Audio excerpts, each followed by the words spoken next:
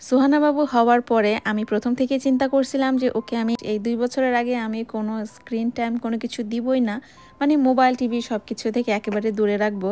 কিন্তু সানায়ের বেলা যেটা আমার জন্য খুব সহজ ছিল, সুহানার বেলা কিন্তু আমার সেটা এরকম সহজ না। কারণ আমার বাসায় তখন শুধুমাত্র সাফওয়ান ছিল এবং আমরা কেউই বাসায় টিভি দেখতাম না বা কোনো রকম মোবাইল দেখা অ্যালাউ ছিল না, যে কারণে সানায়া দেখতেও পারেনি। কিন্তু সুহানার বেলায় তো সেটা করতে পারছি না, কারণ এখন সাফওয়ান আর সানায়া দিনের একটা টাইমে বা কয়েকবার আর কি তারা দেখা যায় যে গেমস খেলছে, টিভি দেখছে। আর তখন অলরেডি বাসা যেহেতু টিভি চলছে তো সুহানা দেখে, বাট আমি সবসময় চেষ্টা করি যেন সুহানা ওইদিকে তাকিয়ে না থাকে বা কোনো রকম অ্যাটেনশন ওইদিকে না দেয়। এই কারণে ওর অ্যাটেনশন যাতে অন্য কোনো দিকে আমি দিতে পারি সেজন্য সবসময় আমি তাকে নিয়ে ব্যস্ত থাকি। কিন্তু আসলে আমি খেয়াল করে দেখলাম যে প্রথম বাচ্চা বা দ্বিতীয় বাচ্চার ক্ষেত্রে স্ক্রিন টাইমটাকে রেস্ট্রিক্টেড করা যতটা সহজ ছিল, সুহানার ক্ষেত্রে আমি একদমই ওকে স্ক্রিন থেকে দূরে রাখতে পারছি না সেইভাবে। তবে এটা ঠিক যে ওর কোনো রকম ব্যাড হ্যাবিট আমি হতে দিব না, মানে হচ্ছে যে মোবাইল দিয়ে ওকে কোনো কিছু খেতে দেয়া বা এটা না করলে, রাগ করলে, কানাকাটি করলে মোবাইল দেয়া, এগুলো আমি কোনো কিছুই করছি না। অন্য কেউ যখন কোনো কিছু টিভিতে দেখছে বা মোবাইলে দেখছে ও তখন জাস্ট কিউরিসিটি বশত 2-1 বার তাকিয়ে দেখে, এই পর্যন্তই। আমাদের বাসার সামনে যে ছোট্ট বাগানটুকু আছে সেখানে এই বছর সাফনের বাবা এই মর্নিং গ্লোরি গাছটা লাগিয়েছিল। সময় তো টবে লাগানো হয়েছে, কিন্তু এই বছর যেহেতু মাটিতে লাগানো হয়েছে, টবের চাইতে মাটিতে গাছ তো এমনিতেই বড় হয়। জাপানের প্রত্যেকটা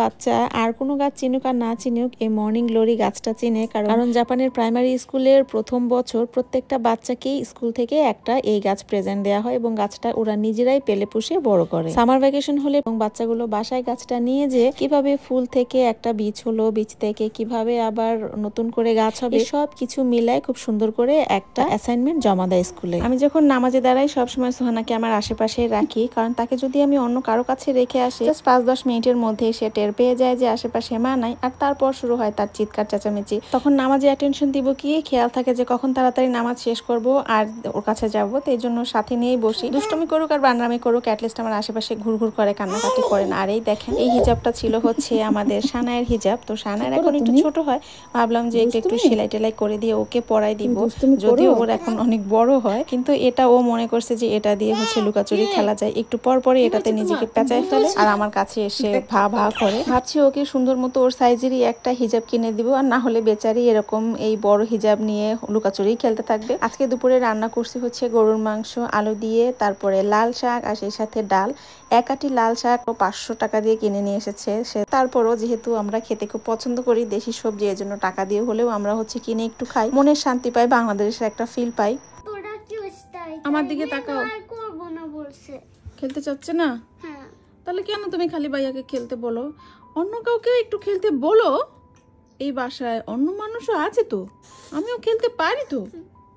আমাকে ফ্রেন্ড মনে করছো না? করছি। তাহলে আমিও খেলি করে। সাফান তুমি বেশি কথা বলো, তোমাকে কিন্তু এখন একটা মরিচ খাওয়াই দিব। দাঁড়াও মরিচ নিয়ে আসি।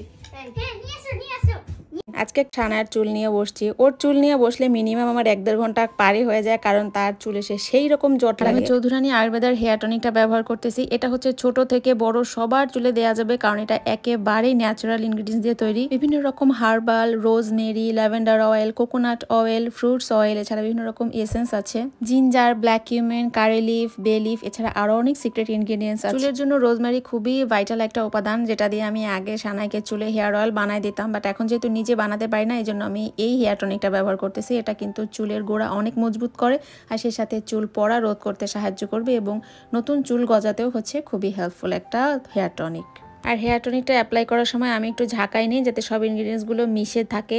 আর একদম চুলের যে গোড়াটা স্ক্যাল্পে আমি ফার্স্টে লাগাই, প্রথমে স্ক্যাল্পে লাগাই, একটু হালকা ম্যাসেজ করি, তারপরে হচ্ছে আমি চুলের আগাটু গোড়া সব জায়গায় দিয়ে দিই। আধা ঘন্টার মতো হেয়ার টনিকটা চুলে রেখে তারপরে হচ্ছে রেগুলার শ্যাম্পু দিয়ে ধুয়ে ফেললেই হয়ে যায়। আর এভাবে আমি ট্রাই করি অন্তত সপ্তাহে 2 দিন হলেও হেয়ার টনিকটাকে অ্যাপ্লাই করি। আমার চিকেন এদিকে রান্না বান্না শেষ হয়ে গেছে, আর ওদিকে সবাই লাঞ্চের পরে চিন্তা করছে যে আজকে সুইমিং এ যাবে। নায়া, সাফওয়ান ওরা সবাই খুবই এনজয় করে। আর এখানে সুইমিং এ যেতেও খুব বেশি পয়সা লাগে না, মানে খুবই অল্প টাকা দিয়ে দেখা যায় যে সুইমিং পুলে 1 ঘন্টা 2 ঘন্টা ইজিলি সুইমিং করে আসা যায়। কারণ এখন যে অবস্থা বাইরের, বাচ্চাদেরকে নিয়ে ইনডোর কোনো অ্যাক্টিভিটি করাই হচ্ছে সবচেয়ে কাজের কাজ। সাফওয়ান অলরেডি যেহেতু সুইমিং পারে আর সানায়াও এই ফাঁকে হচ্ছে ওর ট্রেনিং হয়ে যাচ্ছে। কোনো একটা এমার্জেন্সি সিচুয়েশনে সুইমিং জানাটা খুবই ইম্পর্টেন্ট, যেটা আমি শিখি নাই।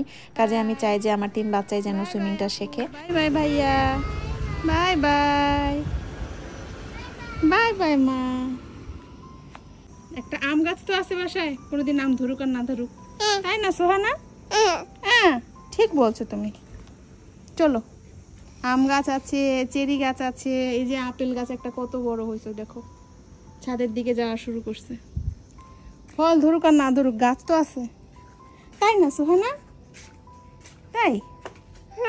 হ্যাঁ সোহানা, আমাকে মামা বলো। এই যে পাকা পাকা চাকা, শোনো মামা বলো, মামা মামা মামা বল, মামা মামা বলো, মামা মামা মামা মামা না মামা। নে নে নে। তুমি কি করছো সোহানা? তুমি দুষ্টুমি করছো? কোথায় যাচ্ছো? Bye bye Sohana, tata.